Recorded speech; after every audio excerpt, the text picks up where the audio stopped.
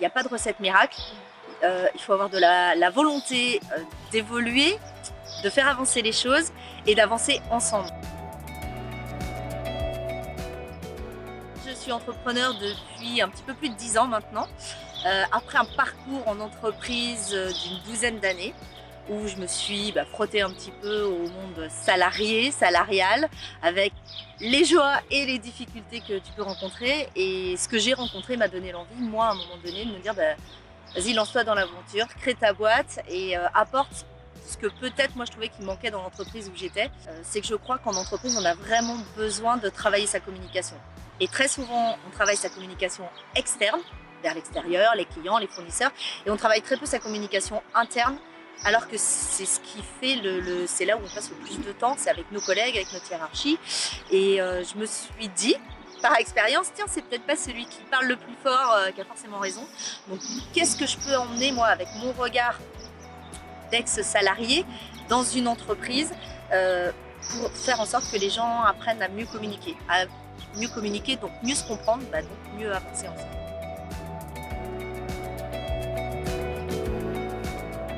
Je pense que quand tu sais pourquoi tu viens travailler, quand tu sais ce à quoi tu contribues, quand tu te sens respecté, écouté et entendu, je pense que ça contribue fortement à la qualité de vie au travail. Et on ne peut pas prendre en considération tous les points de vue de tout le monde. Et forcément, il faut trancher, il faut faire des choix pour aussi la vie de l'entreprise, la stratégie de l'entreprise.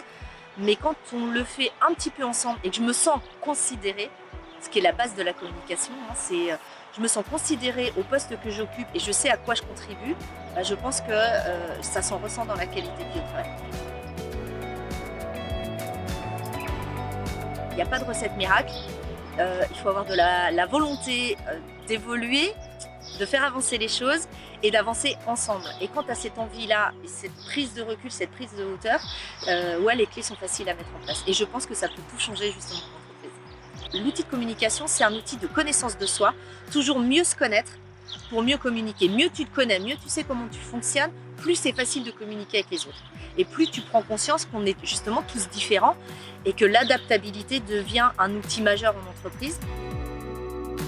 J'ai fait pas mal de choses, de formation en développement personnel en parallèle, et dont des techniques de relaxation. Il y a les techniques de méditation, de sophrologie, de respiration, etc. Il existe plein de choses. Je crois qu'il faut que les gens aillent tester là aussi et s'approprient ce qui te fait du bien et qui te permet de rester toi-même énergique et de pouvoir toujours apporter le meilleur de toi.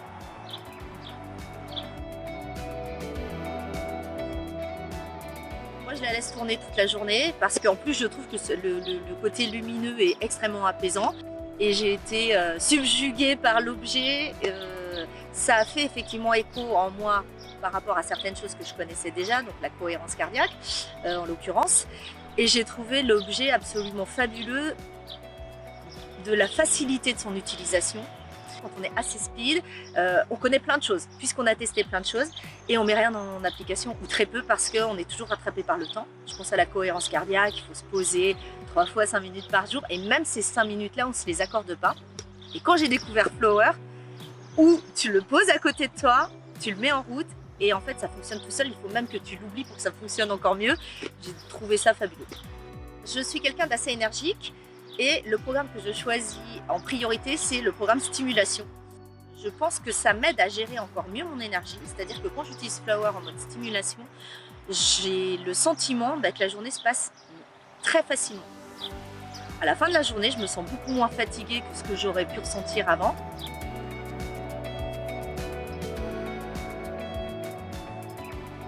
D'oser prendre soin de soi.